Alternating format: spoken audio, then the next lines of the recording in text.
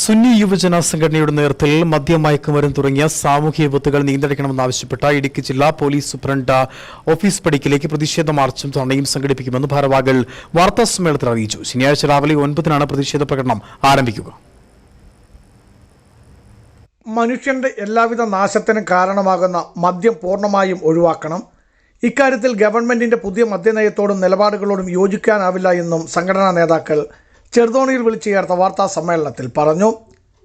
ശനിയാഴ്ച രാവിലെ 9 മണിയോടെ ആരംഭിക്കുന്ന പ്രതിഷേധ ധർണയിൽ സുന്നി യുവജന സംഘടനയുടെ ജില്ലാ സംസ്ഥാന നേതാക്കൾ പങ്കെടുക്കുമെന്നും ഭാരവാഹികൾ വാർത്താ സമ്മേളനത്തിൽ പറഞ്ഞു.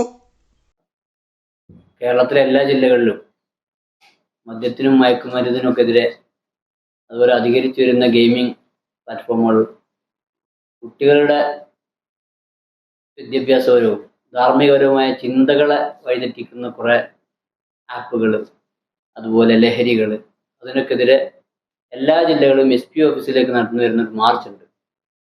ഫെബ്രുവരി 1 SP ഓഫീസിലേക്ക് മാർച്ച് നടക്കുന്നുണ്ട്. അതിനോടനുബന്ധിച്ചാണ് ഇവിടെ ഇപ്പോൾ ഒരു പത്രസമ്മേളനം വിളിച്ചിട്ടുള്ളത്. ചെറുതോണിയിൽ വിളിച്ചു ചേർത്ത വാർത്താ സമ്മേളനത്തിൽ ജില്ലാ പ്രസിഡന്റ് അനസ് ജൗഹാരി, മറ്റ് ഭാരവാഹികളായ മുഹമ്മദ് അലബി അൽഫാത്ത്, ജോയിന്റ് സെക്രട്ടറി അബ്ദുൾ റഹ്മാൻ ബുഹാരി എന്നിവരും പങ്കെടുത്തു. ബിജു വൈശൻ പറമ്പിൽ, ഇടുക്കി വിഷൻ ന്യൂസ്, ഇടുക്കി.